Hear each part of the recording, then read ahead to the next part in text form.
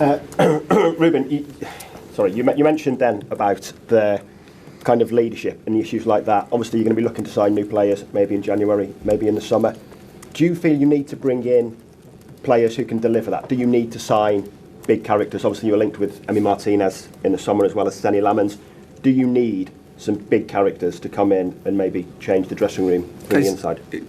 It's hard to talk about always, first of all, about the future and then about the profound things here. I'm just focused on the next game. Let's go step by step. We have a big match. We need to win. We need to try to find different ways of playing because especially without Ahmad and Brian, we lost some characteristics that is hard to find. So let's focus on that and then we will see the rest. Ruben, the thing that stands out about the Kobbie Mainoo, his half-brother, is that, because you're talking about the open door, your door's always open, are you a bit sort of disappointed or surprised that Kobbie hasn't come to you and said, look, that's happened, it's nothing to do with me, boss? Basically, in essence, I just want to make sure you're clear about that, because while that's not going on, surely that sort of speaks about his sort of character as well, Kobbie. Maybe he hasn't got that in him to sort of come and be proactive. Yeah, it's a shy boy, but it's not his responsibility. He's responsible for his acts, and his act was to play well in the last game. So I'm just focused on that. And then I had a situation in Sporting that my brother wrote something in the internet, and I have to answer for that. And my explanation is, he has his life, he has his opinion, it's nothing to do with me. So I will do the same with Kobbie. Kobbie needs to fight for his job. I think that is not a bad thing to be on the bench of Manchester United with 23 years old. I remember Ronaldo was on the bench, Rooney was on the bench sometimes, Veron was not playing. I remember all the history of Manchester United and this didn't fall.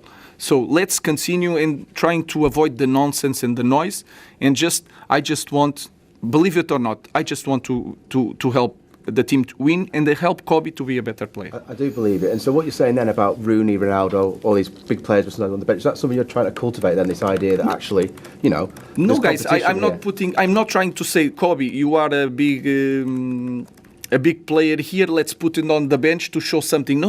What I'm saying is the opposite. I'm just not putting Kobbie sometimes because I understand that this is not the right guy to start a game.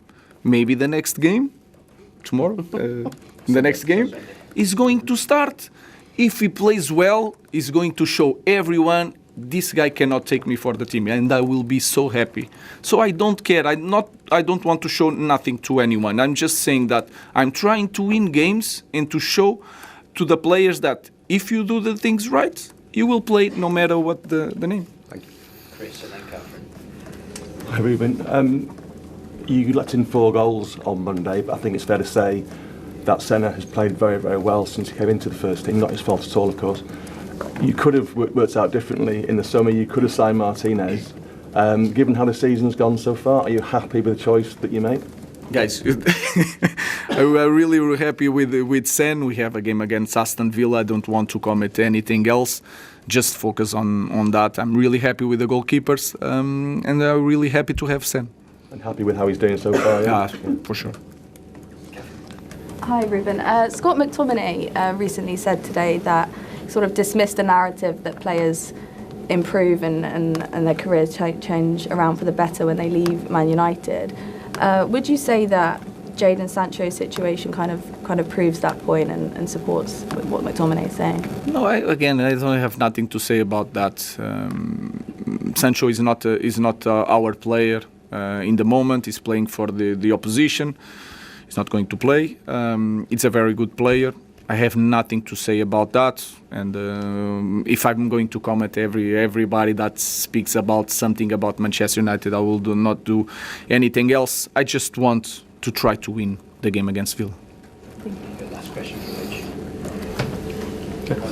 Okay, Ruben, I was going to ask, with January approaching, have the club told you that there is money available if you want to buy players next month? We'll see. The only thing that we know is that we only would try to bring players that we think that is going to be the future. It's not going to be to save something in this moment, to cope with the losses of 3 players for AFCON. It's not going to do.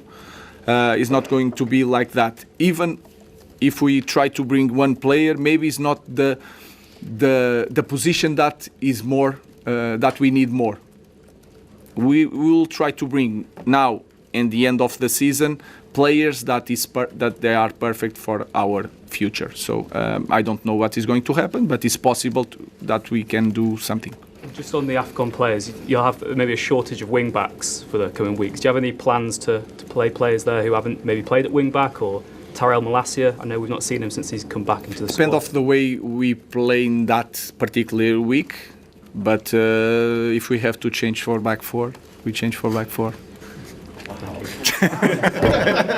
I was saying this one for